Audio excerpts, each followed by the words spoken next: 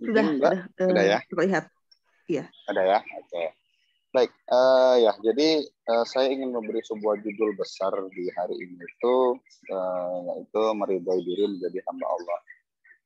Kenapa saya memilih judul ini? Ada beberapa hal, tapi ada setidaknya dua fenomena penting yang harus kita ketahui. Kenapa kita harus ridho menjadi hamba Allah? Kedua hal tersebut adalah, yang pertama adalah karena ridho menjadi hamba Allah itu adalah salah satu syarat untuk masuk surga. Ya, jadi dan ini juga alasannya kenapa saya mengutipnya atau mengambilnya dari surat Al-Fajr. Mungkin alangkah baiknya jika kita atau saya bacakan dulu sedikit ya dari penggalan suratnya. A'udzubillahi minasyaitonirrajim. Bismillahirrahmanirrahim.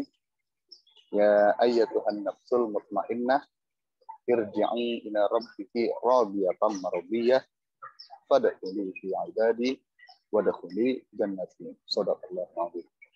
Nah, jadi kalau di surat Al-Fajr ini Allah memberitahukan kita, kan tentunya kita ini dikirimkan Allah untuk menjadi khalifah di bumi dengan tujuan akhirnya atau goal akhirnya kan adalah supaya kita bisa kembali ke jannah gitu ya. Nah, di akhir surat ini, di akhir surat Fajr ini Allah kan berceritanya wadkhuli jannati. Nah, bagaimana cara wadkhuli jannatinya? Maka wadkhuli fi ibadi. Jadi kalau kita flashback gitu ke ayatnya, jadi ya salah satu syaratnya kita masuk surga itu ya wadkhuli fi ibadi, masuklah ke dalam golongan hamba-hambaku kata Allah. Jadi makanya jadi menyadarkan diri atau mengingatkan diri atau secara terus-menerus mengingatkan diri bahwa kita adalah hamba Allah itu menjadi penting. Karena apa? Karena itu adalah salah satu ya syarat lah, bisa dibilang syarat kita agar bisa masuk surga. Dan itu untuk di akhiratnya. Terus kalau di dunianya juga ternyata mempunyai impact yang powerful, bahwa menyadari diri menjadi hamba Allah itu sendiri juga adalah salah satu kunci agar kita itu tenang dan kuat dalam menjalani kehidupan. Kenapa? Nanti akan saya jelaskan gitu ya. Jadi dua hal ini yang harus sama-sama kita pahami, bahwa kita harus benar-benar yakin dan benar-benar menyadari gitu loh, dan terus mengingatkan diri kita bahwa kita ini harus menjadi hamba Allah.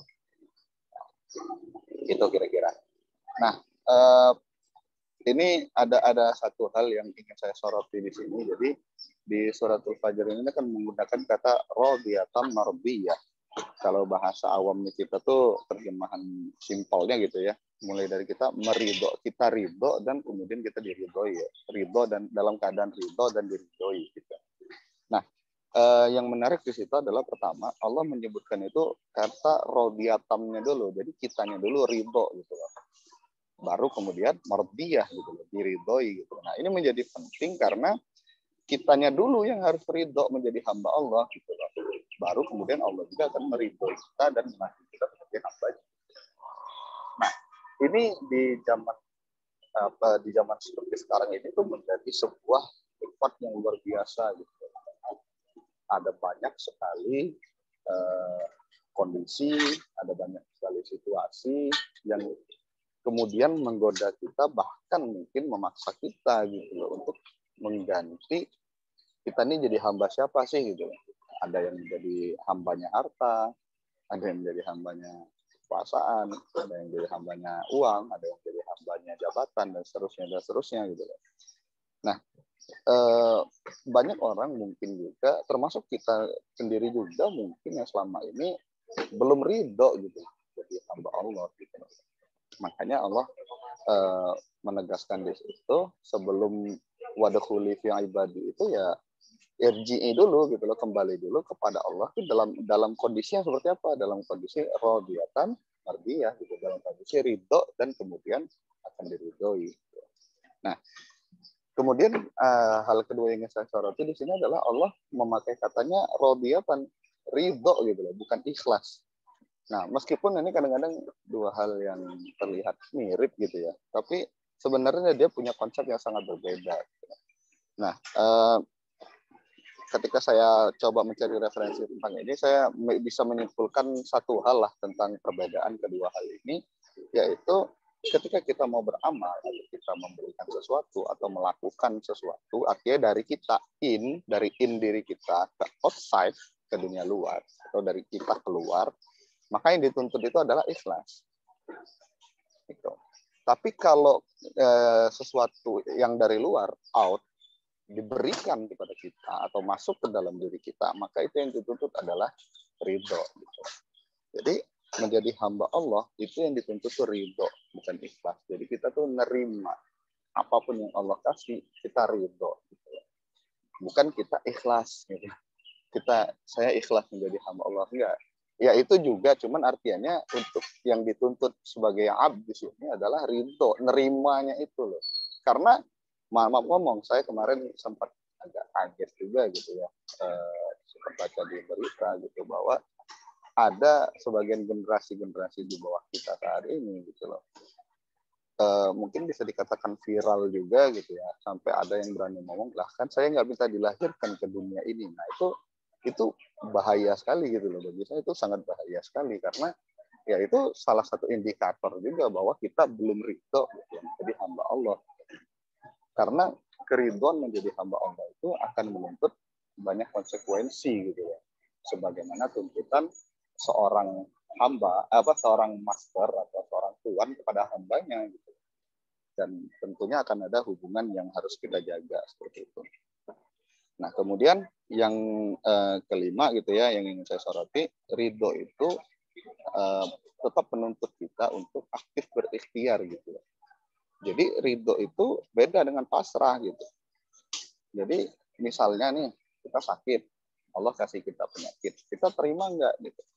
Jika kita banyak ngedumelnya, itu tandanya kita belum ridho. Gitu. Tapi kalau kita terima, nah itu adalah step awal dari kita ridho. Tapi ridho itu tidak hanya sebatas itu. Ridho itu adalah bagaimana kemudian kita diberikan penyakit, lalu apa ikhtiar kita. Gitu. Nah, apakah kemudian kita misalnya berobat, ataukah kita kemudian ya apapun itulah gitu. Kita dituntut untuk berikhtiar gitu. Jadi itulah yang namanya ridho, bukan hanya dikasih terus pasrah. Seperti itu. Nah, ini tentang konsep ridho dan meridhoi menjadi hamba Allah yang perlu kita camkan dalam diri kita. Nah, lalu ada sebuah pertanyaan besar. Kan Allah menciptakan banyak hal nih, mulai dari langit dan seisinya, manusia, hewan, dan tumbuhan, dan seterusnya, semua kan ciptaan Allah. Lalu pertanyaan besarnya, apa sih lebihnya kita gitu? Apa sih yang membedakan manusia dari makhluk lainnya?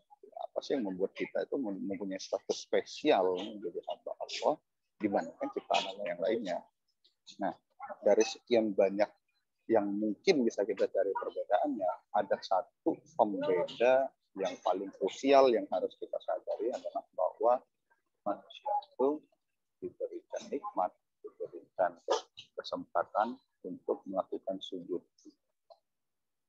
Coba deh kita pikirkan kembali, bahkan dari sisi anatomi aja ya, dari sisi perbandingan fisik aja, berapa banyak sih dari sisi kemungkinan fisiknya gitu ciptaan Allah yang bisa melakukan sujud. Coba bayangin kalau kita fisiknya seperti ayam misalnya, atau seperti kambing gitu. Gimana kira-kira posisi sujudnya itu tentu akan sangat rumit gitu ya.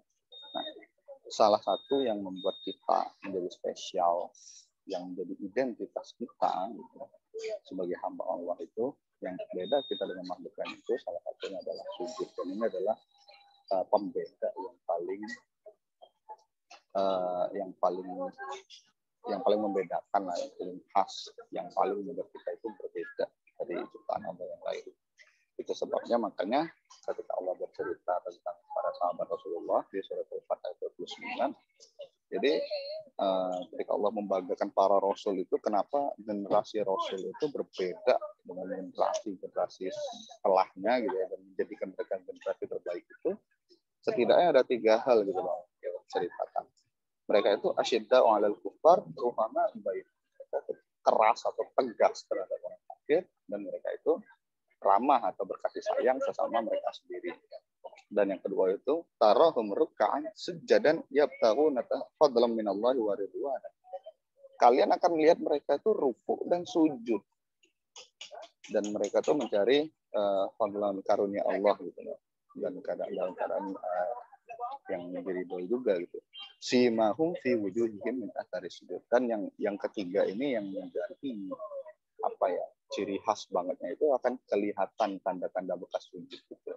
Dan tanda bekas sujud di sini yang dimaksud itu bukan tanda hitam di jidat gitu ya, tapi bagaimana kemudian filosofinya sholat, filosofi mereka menyembah Allah itu benar-benar tercermin dalam karakter mereka, dalam kepribadian mereka seperti itu. Nah, jadi sujud ini menjadi apa ya, kekuatannya kita harusnya gitu loh, dan yang menjadi pembeda kita antara bahkan sesama manusia sekalipun gitu. Karena berapa banyak manusia yang diciptakan Allah di atas bumi ini yang tidak mau sujud gitu kepada Allah, atau bahkan belum diberikan hidayah untuk melakukan sujud kepada Allah. Dan itu sebabnya juga Rasulullah mengingatkan kita gitu ya, yang membedakan orang muslim dan orang kafir itu adalah sholat gitu. Ya, di makna lainnya juga ya, kalau sholat itu kan salah satu intinya sholat itu kan ya ialah sujudnya itu gitu loh, bahwa bukti penghambaan kita kepada Allah itu. Nah, kemudian ada sebuah apa ya yang saya sharingkan di sini, jadi sebuah filosofi lah kalau bisa dibilang. Nah, jadi saya sini hanya membatasi pada mazhab Imam Syafi'i ya, karena yang pernah saya pelajari adalah dari gerakan sholat atau gerakan sujud pada mazhab Imam Syafi'i. Jadi pada mazhab Syafi'i itu, dan mungkin ini bisa menjadi ilmu baru juga bagi teman-teman yang selama ini belum pernah mengetahui ini. Jadi dalam mazhab Syafi'i itu gerakan ketika sujud itu benar-benar diatur sangat detail. Sebagai contoh, ketika misalnya kita kan gerakan dalam sholat itu banyak ya, dari takbiratul ihram, kemudian hingga salam, itu kan ada banyak sekali gitu, gerakan ruku, gerakan i'tidal, gerakan duduk, istirahat, tawarruk, segala macam itu kan banyak. Tapi dalam mazhab itu salah satu gerakan yang paling banyak tanda petiknya dan paling banyak aturannya gitu, yang benar-benar diatur sangat rinci, itu hanya sujud. Nah, ini saya sampaikan beberapa hal dalam mazhab Syafi'i ketika pertama syarat itu kita harus, dan ini saya sampaikan kondisi yang sehat ya, untuk gerakan sholat sehat. Kalau ada yang penyakit segala macam ini di luar konteks ini. Jadi ketika kita sujud itu syaratnya wajahnya harus kena ke bumi. Nah, kalau nggak salah bahasanya itu, kalau saya mengutip ini dari kitab Mukhtasar Latif gitu ya. Jadi syaratnya itu tarku syai'im minal wajhi ilal ardh, meletakkan wajah, bagian wajah itu ke bumi. Dan yang kedua, meletakkan jari tangan atau kaki itu ke bumi, kemudian meletakkan kedua lutut. Dan ini yang menariknya, ada proses di mana kita benar-benar ibaratnya menaruh tumpuan beban badan, berat badan kita itu ada pada kepala pada saat posisi sujud itu. Jadi sujudnya itu bukan hanya kita turun dari posisi berdiri kemudian merebahkan ke bumi dan hanya seperti itu, enggak. Tapi kalau di dalam mazhab Syafi'i itu ada syarat bahwa kita benar-benar menjadikan wajah kita yang kita taruh itu atau kepala kita itu sebagai apa ya, titik pusat masanya gitu, titik beratnya di situ gitu. Jadi benar-benar kita meletakkan berat kita di situ. Dan yang kedua yang menarik itu adalah harus ada atau harus kita lakukan itu adalah meninggikan yang rendah dan merendahkan yang tinggi. Nah, maksudnya itu adalah ya bagian yang dari kalau dari kita tuh mungkin dari pinggang ke atas lah, itu kan bagian yang tinggi ya, bagian atas yang kita sebut. Nah, itu harus kita taruh di posisi bawah gitu, direndahkan. Sementara bagian yang dari pinggang ke bawah itu harus kita tinggikan. Jadi sampai disyaratkan seperti itu, sehingga ketika kita melihat misalnya orang yang sujudnya agak landai gitu ya, yang agak rendah, nah itu kalau dalam mazhab Imam Syafi'i itu bisa jadi sujudnya malah tidak sah gitu. Karena disyaratkan seperti itu, dan itu bagian dari rukun gitu. Bagian dari rukunnya sholat. Nah, sementara untuk sunnahnya itu yang luar biasanya di dalam bagian sunnah-sunnah sholat itu dari sekian banyak, di antara untuk bagian yang sujud itu sampai diatur bagaimana urutan anggota badan yang turun gitu loh. Nah, jadi kalau di dalam mazhab Imam Syafi'i, salah satu sunnahnya kalau kita ingin dapat sunnah itu urutannya adalah setelah kita berdiri dari i'tidal itu kita turun, maka yang pertama harus kena itu adalah lutut. Jadi urutannya dari bawah ke atas. Kaki posisi sudah menyentuh tanah kan. Kemudian lutut kita turunkan sampai kena bumi. Kemudian tangan kita turunkan sampai kena bumi. Baru dan terakhir wajah. Sampai sesakral itu gerakan sujud itu sampai diatur sedetail itu gitu loh kalau dalam mazhab Syafi'i. Nah, ini menurut saya sendiri ketika saya baru mempelajari tentang ini memberikan sebuah perubahan cara mindset yang luar biasa bagi saya pribadi karena apa? Karena ternyata memang Allah itu benar-benar menuntut kita untuk benar-benar merendahkan secara fisik gitu ya, merendahkan diri kita itu secara fisik gitu loh. Benar-benar intinya itu menuntut kita untuk ya benar-benar sujud gitu loh, benar-benar kita tuh menyembah. Gimana sih orang menyembah itu? Ya benar-benar menyembah gitu loh. Dengan bahkan posisinya dengan yang sampai diatur seperti itu. Artinya sujud itu benar-benar menjadi sebuah hal yang sangat penting gitu. Apalagi bagi kita yang muslim dan apalagi jika teman-teman juga berpandangan mengambil mazhabnya Imam Syafi'i seperti itu. Saya mohon maaf karena saya belum mengkaji untuk mazhab imam lain, tapi setidaknya yang ingin saya sharingkan adalah dari mazhab Imam Syafi'i. Nah, jadi sujud itu tadi menjadi sebuah gerakan yang sangat penting gitu untuk kita perhatikan gitu, karena itu menjadi salah satu inti dari kegiatan sholat itu sendiri. Seperti itu. Nah, jadi setidaknya ada dua pesan penting yang ingin saya sampaikan pada teman-teman hari ini, bahwa ketahuilah bahwa sujud itu adalah akan menjadi memori terindah kita di dunia. Bagaimana yang kita tahu ketika di akhirat nanti seluruh perbuatan kita itu akan ditampilkan oleh Allah. Seluruh amalan kita dari bangun tidur sampai kita tidur lagi, bahkan ya mungkin ketika kita tidur itu sendiri juga akan ditampilkan oleh Allah. Tapi ingatlah, dari semua memori itu semua memori paling indah kita yang akan kita kenang dan akan bisa kita banggakan di hadapan Allah. Itu salah satunya adalah sujud.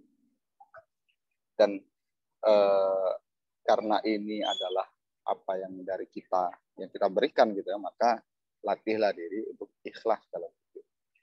Jadi jangan buru-buru kalau lagi sujud itu, jangan buru-buru, nikmati bagaimana proses kita itu menghamba kepada Allah.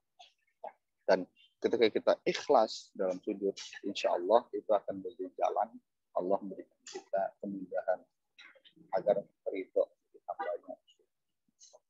Itu dua pesan penting yang saya sampaikan hari ini. Dan tadi kan kita baru dari sisi perbuatan ya, karena iman itu kan ada 3 komponen tuh: meneguhkan dengan hati, mengucapkan dengan lisan, dan melaksanakan dalam perbuatan gitu ya. Nah, jadi perbuatannya udah, lalu ada nggak trik lain atau tips lain yang untuk lisannya? Ada kata. Jadi ada sebuah bacaan yang terkenal dengan sebutan Sayyidul Istighfar atau penghulunya para istighfar gitu ya. Dan ini memang bacaan yang sangat luar biasa apabila kita memaknainya dengan baik. Bahkan mungkin bagi teman-teman yang rutin atau melazimkan zikir-zikir pagi, yang saya tahu sih ini salah satu bacaan yang disunahkan juga dari zikir pagi. Nah, bagi yang belum tahu, mari sama-sama kita pagi ini kembali atau saya ingin sharing lah gitu ya tentang bacaan Sayyidul Istighfar ini, yang mudah-mudahan bisa teman-teman menjadi kebiasaan baru yang baik di pagi hari. Jadi bacaannya itu kira-kira seperti ini: Allahumma anta rabbi la ilaha illa anta khalaqtani wa ana 'abduka wa ana 'ala 'ahdika wa wa'dika mastata'tu.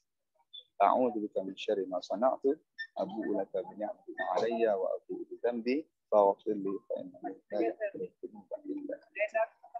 Nah, jadi ini bacaan Sayyidul Istighfarnya yang kalau kita terjemahkan kira-kira seperti ini: Allahumma anta rabbi, ya Allah, engkau adalah Rabbku, La ilaha illa anta, tiada sekutu bagimu, atau tiada tiada sekutu bagimu gitu ya. Itu adalah bagian dari tauhid kepada Allah. Khalaqtani, engkaulah yang menciptakan aku, wa ana abduka, dan aku adalah hambamu.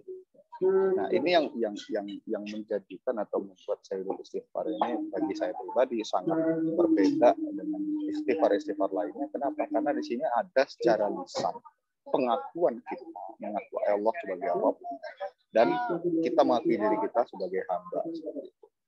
Sementara kalau mungkin hanya baca istighfar yang lain seperti astagfirullahaladzim, itu hanya pengakuan kita terhadap dosa-dosa kita saja gitu loh. Tapi tidak tercantum di lafaz tersebut pengakuan kita sebagai hambanya.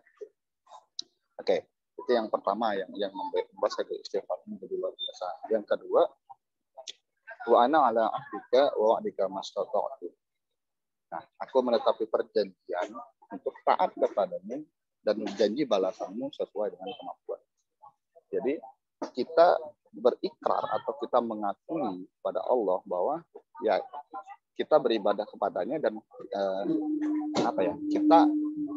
kita berjanji untuk taat kepada Allah gitu loh. Dan kita juga ibaratnya tanda petiknya gitu ya, menagih janjinya Allah sebagaimana yang telah janjikan gitu ya, dengan balasan yang sangat surga dan seterusnya gitu loh.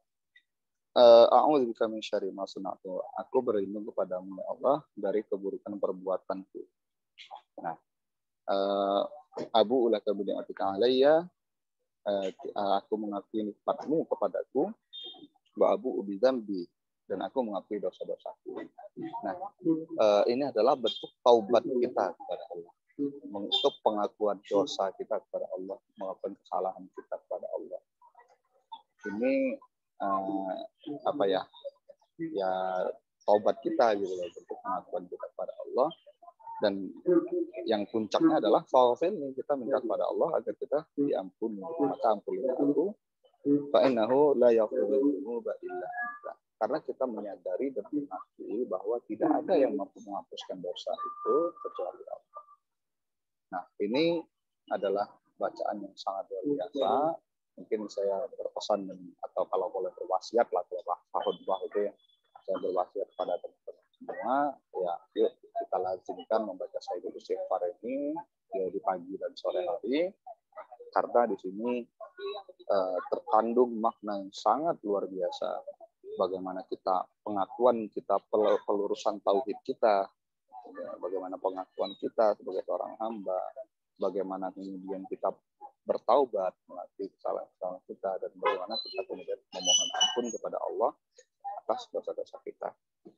Jadi dari sisi perbuatan, pengakuan kita sebagai seorang hamba itu kita wujudkan melalui gerakan sujud. Secara lisan, pengakuan hamba itu kita wujudkan melalui zikir Sayyidul Istighfar ini. Dan untuk dalam hati, kita terus latih diri kita untuk ridho menjadi hamba Allah. Ridho apapun yang diberikan oleh Allah. Ridho dengan apapun yang diberikan oleh Allah. Itu yang ingin disampaikan pada hari ini. Dan konklusinya, inti dari semua itu yang saya sebutkan tadi, baik yang secara perbuatan, baik secara lisan maupun hati yang kita latih, intinya itu semua adalah agar kita masuk dalam kategori hamba Allah. Sehingga kita masuk dalam kategori yang tadi disebutkan Allah di suratul Fajr, wadkhuli fi ibadi. Nah, kenapa? Karena kalau kita sudah wadkhuli fi ibadi, wadkhuli jannati gitu loh. Itu konsekuensinya gitu loh. Jadi fadkhuli fi ibadi wadkhuli jannati. Jadi kalau kita sudah masuk golongan ibadinya, maka insya Allah jannatinya sudah menunggu gitu loh. Yang kedua yang saya sampaikan, hati-hati dengan hati yang tidak ridho.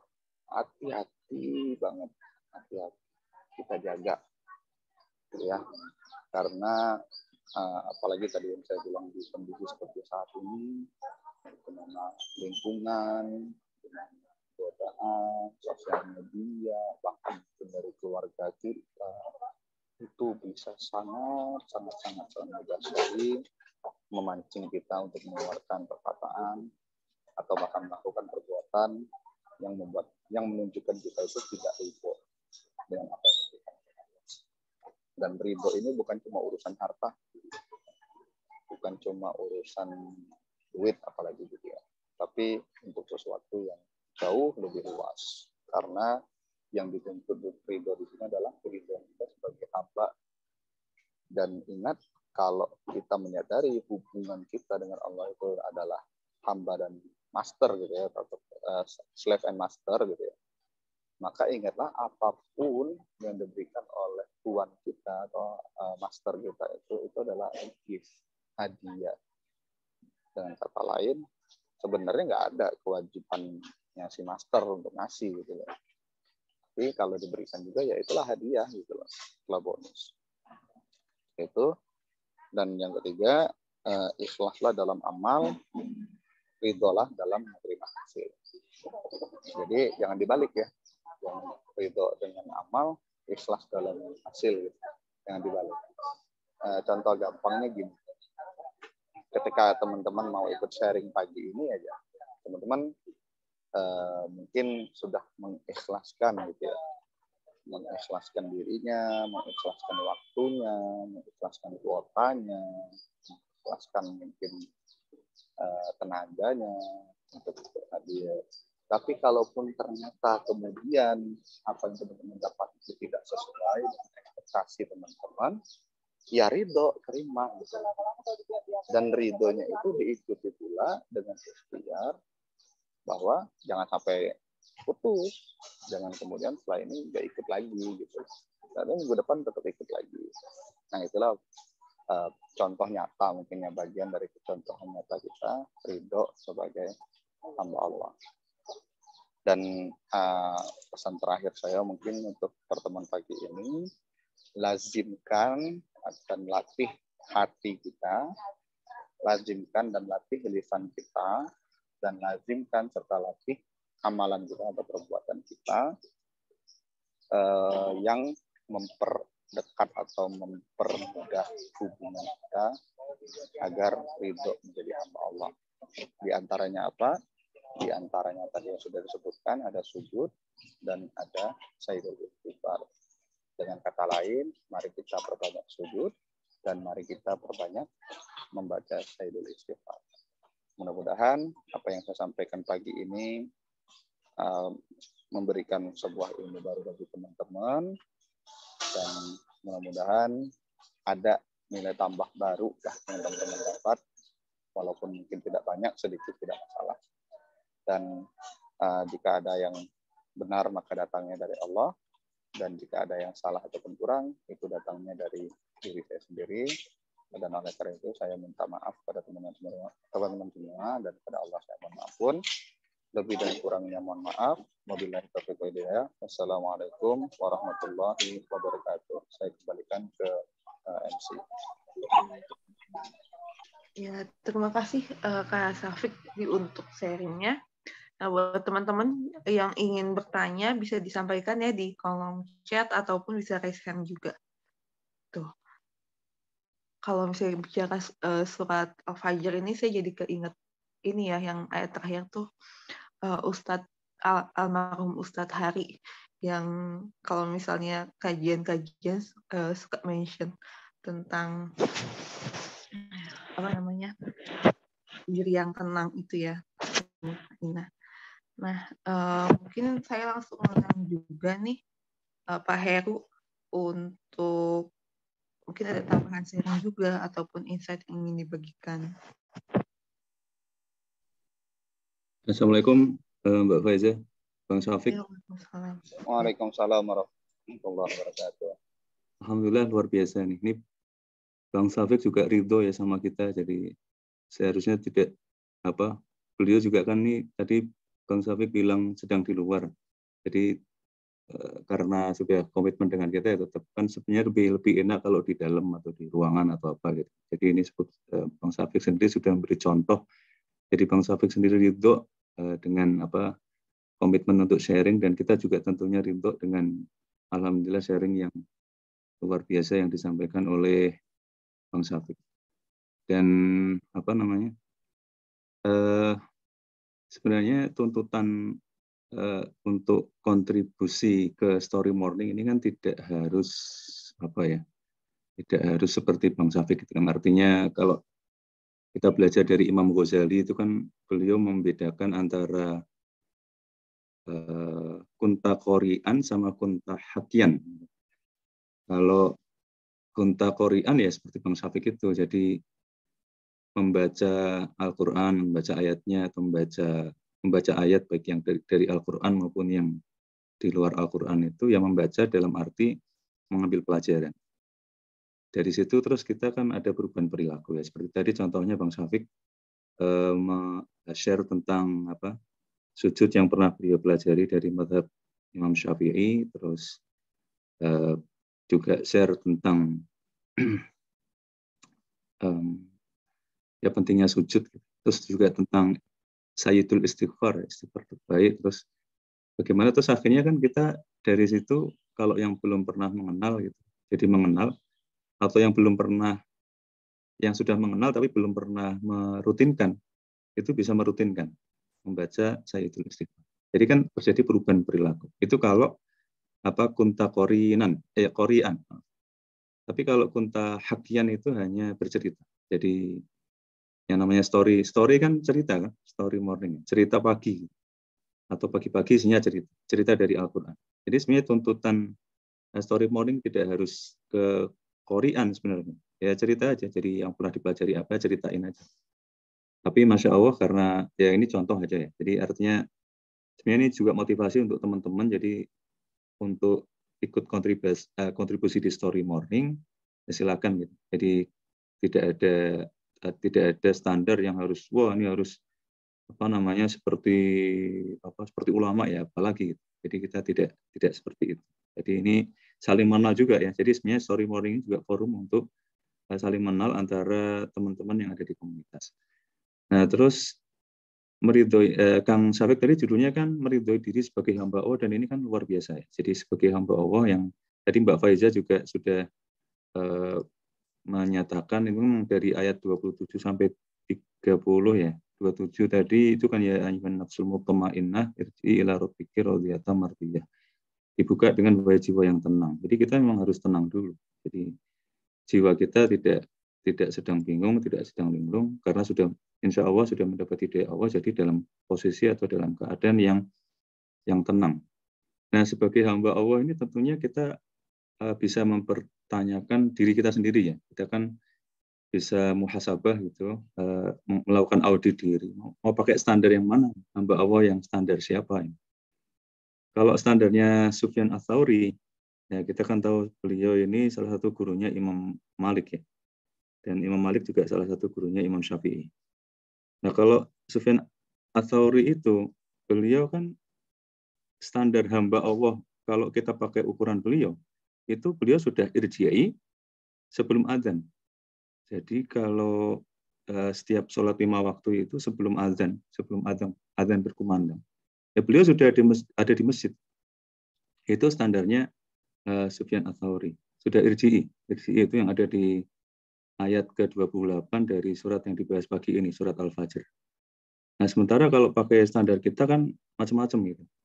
Ya, ini Sufyan Ats-Tsauri ini saya pernah pelajari standar sebagai hamba itu, sebagai hamba dulu ya. Hamba, terus hamba dulu baru masuk surga gitu kan kalau di surat Al-Fajr ini. Jadi hamba itu beliau kan pemahamannya adalah ya Allah itu setiap hari itu 5 kali memanggil.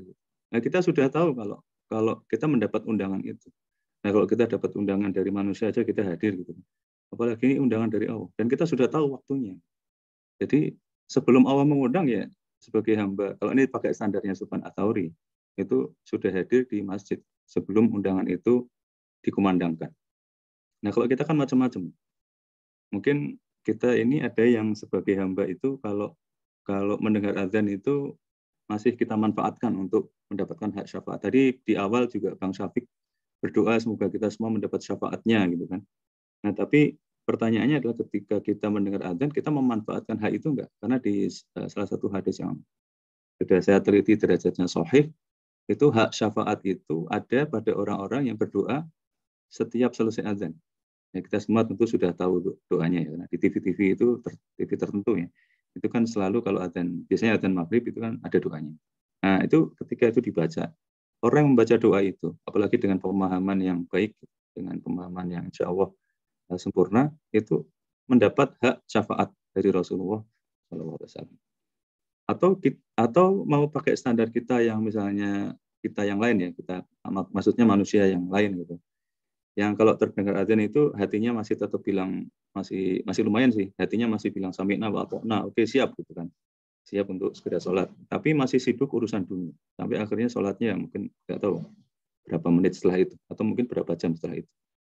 Atau standar yang lain, ketika terdengar azan, tidak ngapa-ngapain, seakan-akan tidak terdengar atau tidak terjadi apa. Itu kan pertanyaan untuk diri kita. Mau pakai standar yang mana? Mau pakai standar yang masih tetap memanfaatkan hak syafaat, atau mau pakai standar Sufyan Ats-Tsauri? Ya tentunya disesuaikan dengan kemampuan kita masing-masing. Nah, terus tadi Bang Syafiq, saya juga suka sekali, sangat senang sekali ketika membahas sujud. Ini penting karena kita memang sebenarnya harus mengakui bahwa kita ini manusia ini kurang sujud. Makanya Ustadz Nu'man itu kalau di kampus Bayyinah, ketika membahas ayatnya itu sampai ke ayat sajdah, itu beliau mengajak semua murid-muridnya sujud. Jadi dibahas gitu, begitu sampai ke ayat sajdah itu ya sujud bareng-bareng gitu, sambil membaca doa sujud tilawah atau sujud Al-Quran. Dan di kompleks saya ini alhamdulillah setiap hari Jumat itu ya harus kita budayakan gitu untuk menambah sujud. Ya walaupun para jamaah bisa sujud sendiri dengan sholat sunat itu sebelum atau qobliyah maupun ba'diyah setelah sholat wajib, tapi supaya lebih dibudayakan lagi ya setiap Jumat itu dibaca surat As-Sajdah. Jadi di surat As-Sajdah jadi sujudnya 3 waktu ya. Waktu yang rakaat pertama sujud 2 kali, rakaat kedua sujud 2 kali, ditambah ketika dibaca ayat Sajdah. Biasanya ya surat As-Sajdah itu. Jadi yang sebelum tata Java itu. Nah, terus dibaca itu sujud dulu, bangun lagi, terus dilanjutkan dengan tata Java sampai ayat 20 itu baru selesai. Nah, yang menarik juga satu hal lagi yang disampaikan Bang Syafiq itu adalah ridho itu sendiri. Jadi kita memang mesti belajar ikhlas gitu, apapun yang terjadi, alhamdulillah ya ala kulli hal ya kan. Jadi termasuk juga grup ya, grup komunitas atau grup kajian atau yang lain di luar komunitas, itu mau sepi mau seru itu ya ridho. Nah, grupnya sepi, bahkan itu ada grup yang dulu sudah dilatih untuk bikin tulisan gitu kan, diharapkan itu grupnya bisa ramai. Terus grupnya sepi, ya kita ridho. Saya juga ada grup yang isinya tuh kajian yang luar biasa. Jadi itu grup yang paling ramai saat ini. Ratusan ya, bisa 200-an lebih sampai 300 setiap hari. Dan yang share beda-beda gitu orang-orang. Ya itu ridho juga gitu, karena kita jadi kewalahan kan. Waduh ini belum sempat, yang baru dibaca mungkin 10% atau 1% malah. Ya tapi itu gitu. Jadi ini penting sekali untuk kita ridho dalam segala keadaan. Kepada setiap orang pun yang mungkin kita nggak suka atau kita ini kok nggak cocok gitu ya kita gitu. Karena kan kita juga pernah belajar dari Ustadz Nu'man tentang qaulan layyinan gitu kan.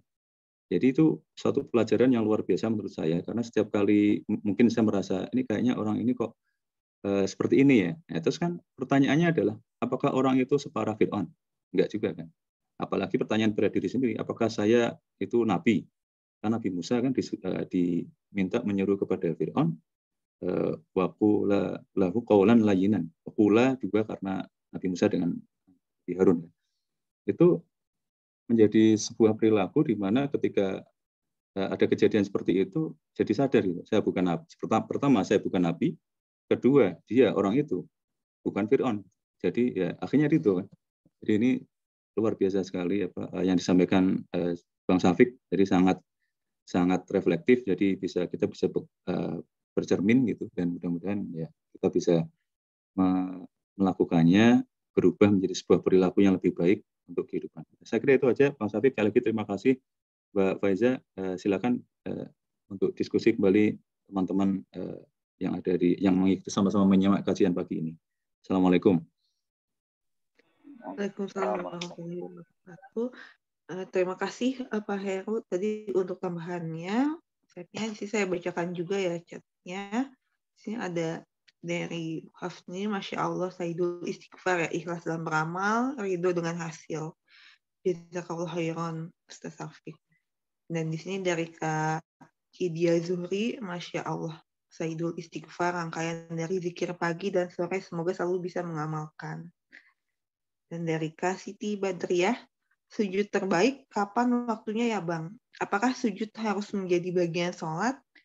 Apa bisa bersujud tanpa sholat? Mungkin ini bisa langsung dijawab aja ya Kak Safik ya. Ada pertanyaan dari Kak Siti, nanti lanjut kita dengan pertanyaan yang Kak Ria. Oke, baik. Ini terima kasih atas sharingnya dulu ya dari Pak Heru tadi, luar biasa menambahkannya. Dan ini ada pertanyaan dari Mbak Siti ya, sujud terbaik kapan waktunya dan apakah sujud harus menjadi bagian sholat? Apa bisa bersujud tanpa sholat?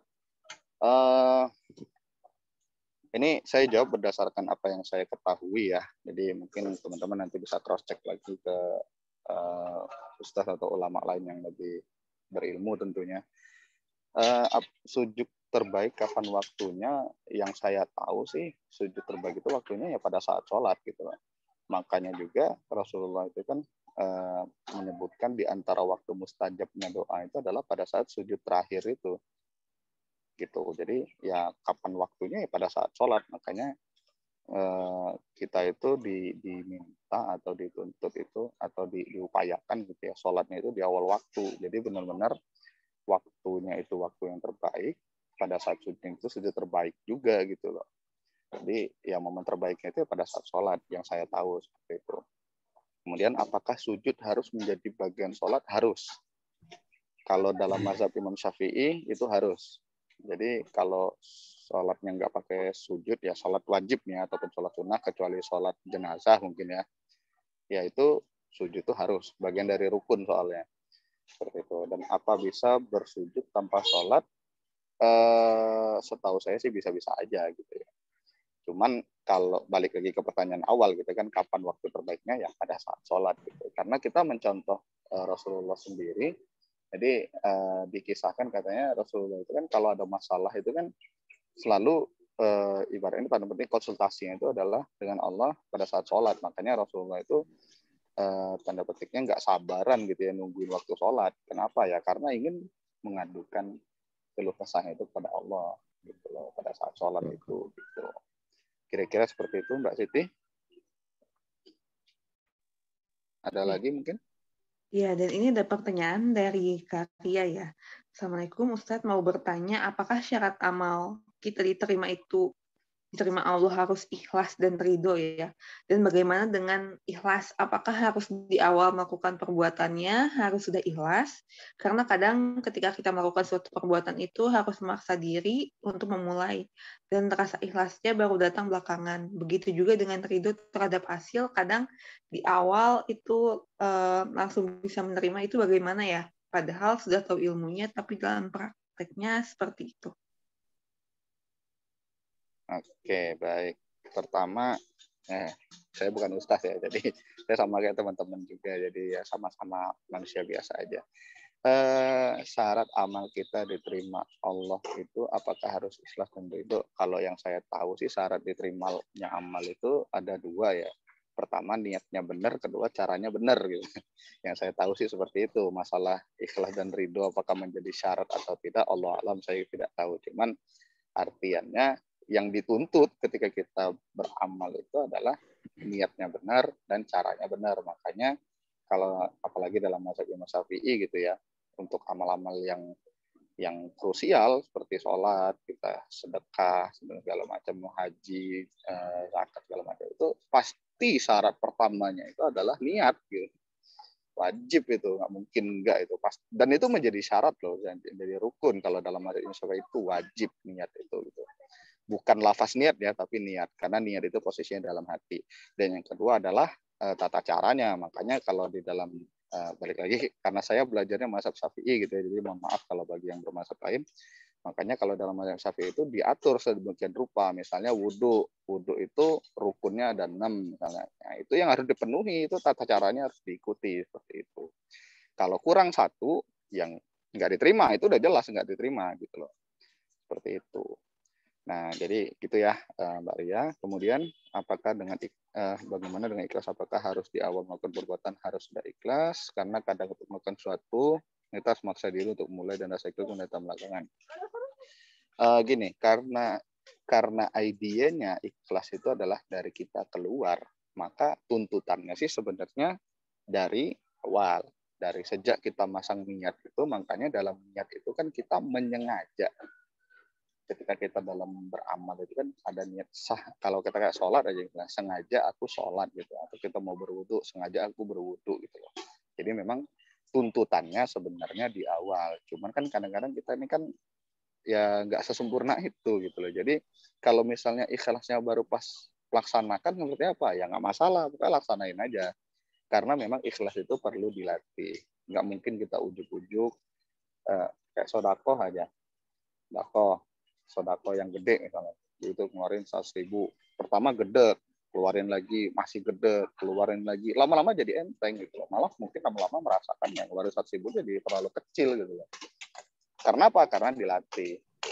Tapi apakah kemudian yang amalan pertamanya nggak terima ya nggak tahu gitu loh. Karena ya itu tadi yang saya tahu sih syaratnya beramal itu pokoknya niatnya benar, caranya benar gitu loh. Masalah ikhlas tidaknya itu menjadi syarat, kemudian menjadi syarat diterima atau enggak itu saya Allah alam saya tidak tahu. Tapi kalau saya sih artinya ketika pun kita beramal awalnya harus dipaksa ya nggak masalah dan insya Allah akan tetap diterima gitu loh. Makanya kalau pendidikan kayak di pesantren gitu kan, itu kan awalnya kan pasti dipaksa dulu semuanya. Nggak mungkin ujuk-ujuk udah, wah ini tiba-tiba udah tahu-tahu rajin sholat, tahu-tahu udah rajin baca kitab, udah tahu-tahu rajin ini rajin itu kan nggak mungkin. Pasti dipaksa dulu gitu loh melalui kebiasaan akhirnya terbiasa, kemudian dia terlatih dan akhirnya menjadi ya karakter gitu loh. Jadi habit, jadi kebiasaan itu sendiri gitu. Jadi nggak masalah Mbak, kalaupun misalnya ya lagi di tengah jalan kelasnya baru ikhlas ya nggak masalah. Yang penting lazimkan Mbak, dibiasakan gitu aja sih. Yang saya tahu sih seperti itu. Kemudian dengan ridho terhadap hasil, kadang nggak di awal langsung bisa menerima itu bagaimana? Ya sama sebenarnya ridho dan ikhlas itu sama-sama harus dilatih gitu loh. Dan kalau ditanya sekali lagi tuntutannya, ridho itu adalah pada saat kejadian pertama. Pada saat misalnya nih kita lagi baik-baik saja, kemudian tiba-tiba gitu kena sakit apa misalnya, atau misalnya tangan tertusuk duri misalnya. Nah kalau tuntutannya yang saya tahu ridho itu adalah pada saat kena pertamanya itu apa respon kita. Kalau maaf ya, kalau misalnya kita tangan tertusuk, respon pertama kita itu ngumpat, itu indikator kita belum ridho.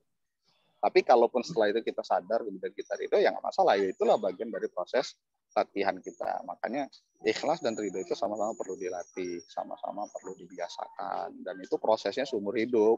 Nggak bisa, nggak ada latihannya hanya sebulan, itu nggak mungkin. Itu latihannya seumur hidup. Seperti itu. Oke, mungkin itu aja kayaknya udah menjawab ya, mudah-mudahan ya. Tapi kalau misalnya masih kurang pas, silakan ditanya lagi. Mudah-mudahan selagi bisa saya jawab, insya Allah akan saya jawab berdasarkan ilmu yang saya tahu. Gitu aja.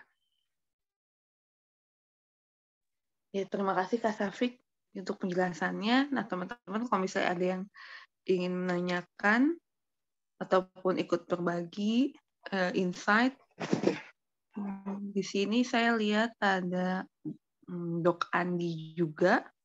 Apakah ada insight yang mau ditambahkan juga nih? Mangga aja Mbak, lanjut dulu. Oke, baik.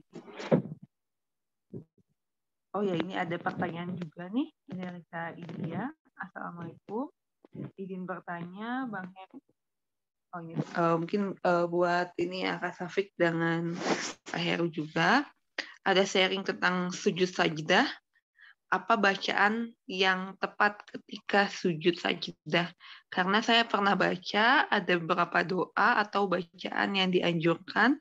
Salah satunya boleh membaca bacaan sujud ketika sholat, kemudian tata caranya yang benar bagaimana? Apakah langsung sujud atau harus berdiri dulu, kemudian baru sujud? Mungkin nanti bisa dijawab dulu dari Kak Safik sama tambahannya dari Pak Heru ya.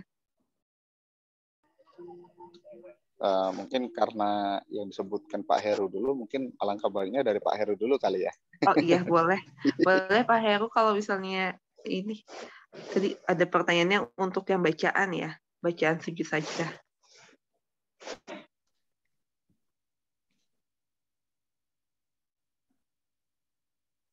Oh ya, baik. Terima kasih atas pertanyaannya. Ya, ini asik nih ya kalau interaktif ini kan menyenangkan.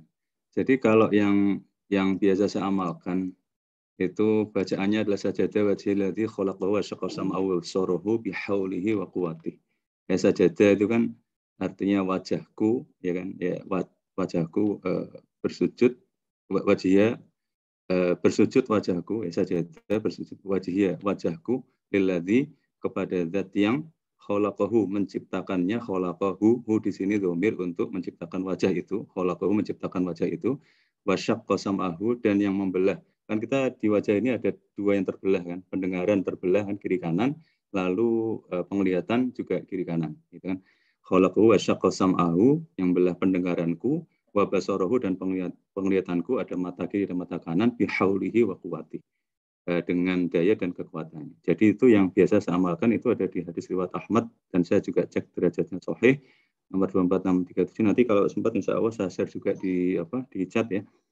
Nah, itu yang saya amalkan. Terus ketika untuk pertanyaan bagaimana tata caranya ya biasanya langsung. Jadi kalau di sholat ya, kalau misalnya contoh yang biasa kami lakukan di Masjid Raya di kompleks itu setiap hari Jumat subuh itu pasti kami lakukan itu ya begitu sampai di ayat sajadah yang sebelum tata jawab itu kita terus imamnya Allahu Akbar terus langsung sujud. Terus setelah membaca bacaan sujud tilawah atau sujud Al-Quran, lalu bangkit lagi untuk melanjutkan rokaatnya untuk menyelesaikan ayatnya tadi tata jawab sampai akhir ayat. Ya seperti itu. Terus juga saya juga pernah mendapatkan nasihat ulama terkait pelaksanaan amal itu kalau bisa ya seperti yang kita pelajari di Ali Imran itu wasari'u ila maghfirati min rabbikum wa jannah. Jadi ada unsur ketergesaan. Jadi ini saya juga jadi teringat nasihat saya ke anak saya karena kalau main game itu kan bersegera gitu, cepat semangat. Tapi kalau sholat subuh kadang-kadang ya masih mikir gitu. Jadi itu wasari'u ila maghfirati min rabbikum wa jannah. Jadi ada unsur bersegera. Itu sih kalau tapi tata caranya yang selama ini kita praktekkan seperti itu. Dan juga kalau ketika membaca Al-Quran juga kalau bisa menghadap kiblat kan. Jadi itu arah yang memang sudah dibangun oleh Nabi Ibrahim dan Nabi Ismail. Terus kita baca itu sajadah wajhiyya lilladzi khalaqahu wa syaqqa sam'ahu wa basarahu bihaulihi wa quwwati. Tapi kalau ada bacaan yang lain silakan ya, kalau ada hadis yang sanadnya juga sampai ke Rasulullah silakan. Tapi itu yang biasa saya praktekkan seperti itu. Terus ada juga yang pernah menyampaikan tambahin lagi subhan rabbil a'la bihamdi juga boleh gitu. Jadi tapi yang selalu saya baca pasti itu. Yang sajadah wajhiyya lilladzi khalaqahu wa syaqqa sam'ahu wa basarahu bihaulihi wa quwwati. Terus kalau misalnya waktunya luang ya tambahin subhan rabbil a'la juga enggak masalah. Itu yang biasa saya praktekkan. Saya kira itu. Terima kasih. Silakan kalau ada yang mau menambah silakan.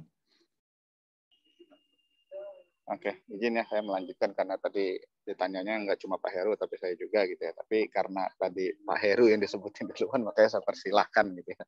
Oke, saya ingin nambahin dikit saja. Jadi kalau pertanyaannya itu kan bacaannya seperti yang sudah disebutkan Pak Heru tadi.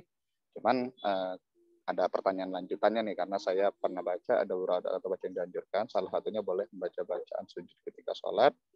Kemudian tata caranya yang benar gimana, langsung sujud aja atau harus berdiri dulu. Nih, terus saya agak bingung, maksudnya harus berdiri dulunya itu maksudnya seperti apa? Mungkin nanti bisa ditambahkan di kolom chat ya. Cuman tadi kalau pertanyaannya, apakah boleh membaca bacaan sujud ketika sholat? Kalau sekali lagi yang saya tahu kalau dalam mazhab Syafi'i sebenarnya kasarnya itu nggak baca pun nggak masalah gitu. Nggak baca apa-apa, sujud aja nggak usah baca apa-apa itu boleh karena bacaan ketika sujud itu adalah statusnya sunnah walaupun itu adalah sunnah yang dianjurkan gitu loh. Nah jadi sebenarnya nih kalau dalam posisinya misalnya Mbak lagi konteksnya baru tahu atau mungkin baru belajar dan belum hafal doanya, kemudian tiba-tiba ikut jamaah di masjid, kemudian imamnya sujud sajadah, ya ikut aja. Yang diwajibkan bagi kita itu adalah ikut imamnya. Gitu. Masalah bacaannya misalnya kita belum tahu, ya baca aja apa yang kita tahu gitu. Karena kan pada intinya sujud itu kan kita berzikirnya itu loh, zikir dan doanya itu gitu. Masalah lafaznya baca aja yang kita tahu. Kalau misalnya kita baca sujud biasa subhana rabbiyal a'la bihamdi pun ya yang saya tahu sih nggak masalah gitu loh, karena itu bukan bagian dari rukun ya kalau di mazhab Syafi'i seperti itu. Kalau tata caranya tadi ya langsung sujud tadi udah dijelaskan oleh Pak Heru gitu ya. Kemudian tadi itu sih kalau maksudnya harus berdiri dulu tuh saya agak bingung, jadi mungkin bisa ditambahkan sedikit maksudnya seperti apa. Seperti itu. Saya kembalikan ke Mbak MC. Ya, terima kasih Heru dan juga Saf. Di sini ada pertanyaan juga dari Karya. Masya Allah, terima kasih Bang Safik. Mau bertanya sekali lagi, apa yang bisa kita lakukan ketika hati masih tidak tenang, padahal sudah istighfar, sudah sujud, dan juga baca Al-Quran? Oke, ini saya menangkap sedikit lagi dari siapa, Mbak ya, Mbak atau Mas Mbak itu tadi maksudnya sedang tilawah ya. Kalau sedang tilawah tadi ya kan sunnahnya itu adalah sujud, jadi nggak disyaratkan harus berdiri dulu. Kalau yang saya tahu sih seperti itu. Gitu. Jadi ya langsung aja sujud aja. Yang penting pastikan tempat sujudnya suci gitu ya, karena ya jangan sampai juga kita sujud di tempat yang ada najisnya atau seperti apa gitu. Itu aja sih. Oke, kemudian untuk yang Mbak Ria ya nih ya. Kalau hati masih tidak tenang, pertama ini mungkin sekedar tips aja ya. Pertama cek lagi kita itu istighfarnya, sujudnya, dan baca Qur'annya sudah sesuai belum sih? Karena gini, maksudnya gini. Istighfar itu kan intinya kita mohon ampun sama Allah. Ya kan? Makanya gimana sih orang minta ampun? Jadi maksudnya dikondisikan dulu gitulah hatinya, ditenangkan dulu. Kemudian membacanya tentunya beda dong, orang mohon ampun dengan orang minta duit lah kasarnya gitu kan. Ya tentu intonasinya, kemudian hatinya, peresapannya, kemudian refleksinya seperti apa. Itu kan tentu harusnya, jadi istighfar itu bukan hanya sekedar mengucapkan astagfirullahaladzim, astagfirullahaladzim. Ya, itu oke juga, boleh juga. Cuman kan alangkah baiknya agar istighfar kita itu benar-benar masuk, benar-benar ya gimana sih orang minta ampun, minta maaf gimana sih gitu loh. Secara manusiawi aja misalnya kita minta maaf sama orang gimana sih harusnya gitu loh. Kan pasti ada sikapnya. Mungkin nggak sih misalnya gitu ketika kita minta maaf sama orang, aku minta maaf ya udah gitu doang kan mungkin. Walaupun ya sudah tersebut maafnya, cuman kan tentunya akan beda dengan orang yang minta maaf secara tulus, kira-kira seperti itu. Sama sujud juga begitu, posisi sujudnya, kondisi hatinya ketika sujud seperti apa, waktu baca Quran juga seperti itu. Apakah kita sudah terus memperbaiki bacaan kita dan seterusnya. Tapi kalaupun ternyata setelah melakukan hal itu ternyata masih belum tenang gitu ya. Nah, saya teringat gini. Ustaz Noman itu kan pernah mengingatkan kita bahwa kita ini kan ada 3 dimensi lah gitu ya. Ada dimensi fisik, ada dimensi emosional dan ruhiyahnya gitu ya. Jadi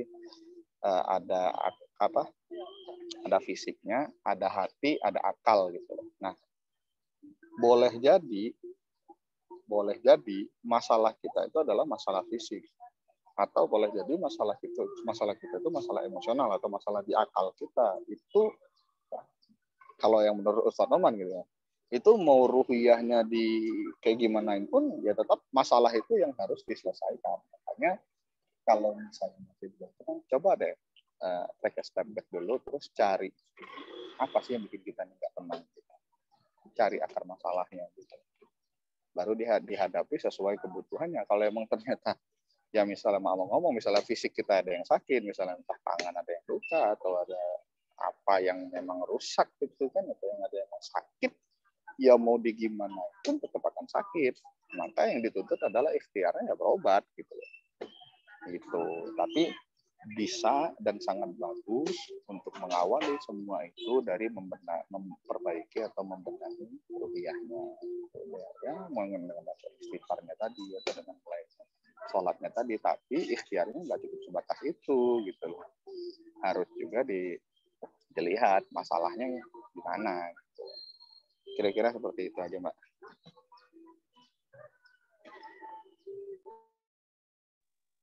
Ya, terima kasih Kak Safik. Dan mungkin kalau misalnya tidak ada teman-teman ada yang ingin menanyakan lagi ataupun berbagi insight.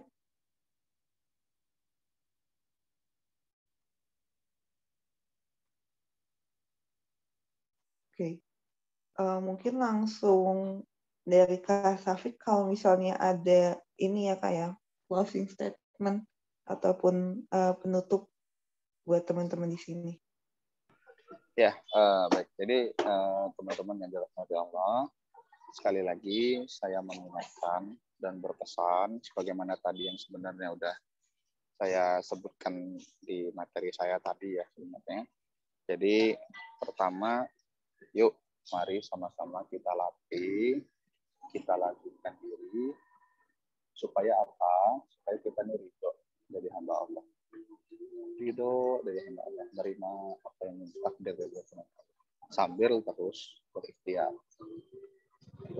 Dan itu bukan pekerjaan sehari dua hari. Melatih ridho itu bukan pekerjaan sehari dua hari, tapi pekerjaan seumur hidup. Makanya perlu dilatih. Yang kedua, saya berpesan dan berwasiat lah mungkin yang mari yuk sama-sama kita lazimkan bacaan Sayyidul Istighfar tadi ya di pagi dan di sore hari atau kapanpun teman-teman sempat ke masalah. Dan yuk mari sama-sama benar-benar kita resapi maknanya, kita pahami apa sih yang kita baca, apa sih yang kita baca, sehingga ketika mulut ini melafazkan, hati itu juga ikut merasakan. Sehingga ya mudah-mudahan dampaknya menjadi luar biasa. Dan mungkin sebagai penutupnya, saya kembali akan berpesan, mari kita ikhlas dalam beramal, dan mari kita ridho terhadap takdir. Ikhlas dalam amal, ridho dalam takdir.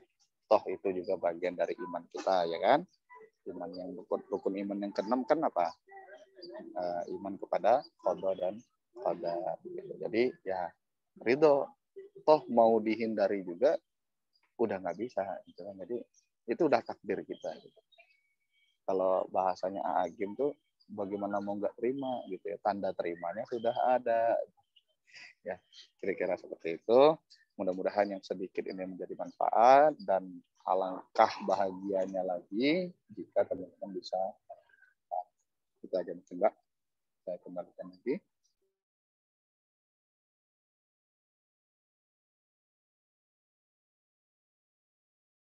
Iya, terima kasih Kak Safik untuk sharing pagi ini ya.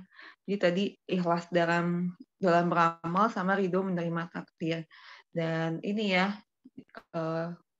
butuh PR tuh ke diri sendiri untuk supaya nggak arogan juga, nggak sombong. Sama saya ingat juga waktu itu ada nasihat kalau seandainya kita susah susah ikhlas, mungkin kita juga perlu untuk meminta bantuan Allah juga untuk diberikan hati yang ikhlas. Jazakallahu khairan untuk Kak Safik, untuk Heru, dan juga rekan-rekan semuanya yang sudah bertanya. Saya izin tutup ya dengan doa akhir majelis. Subhanakallahumma wa bihamdika asyhadu an la ilaha illa anta astaghfiruka wa atubu ilaik. Sampai bertemu kembali di Story Morning pekan depan. Semoga perkumpulan kita hari ini semakin menambah ilmu dan juga keikhlasan kita ya untuk beramal. Terima kasih banyak. Assalamualaikum warahmatullahi wabarakatuh. Waalaikumsalam warahmatullahi wabarakatuh. Jazakumullah khairan katsir teman-teman yang sudah hadir, dan untuk panitia yang sudah menyiapkan acara ini, mudah-mudahan menjadi catatan amal bagi kita semua. Amin. Amin. Saya izin live ya, teman-teman. Sampai ketemu lagi di pertemuan berikutnya. Terima kasih banyak. Assalamualaikum. Salam.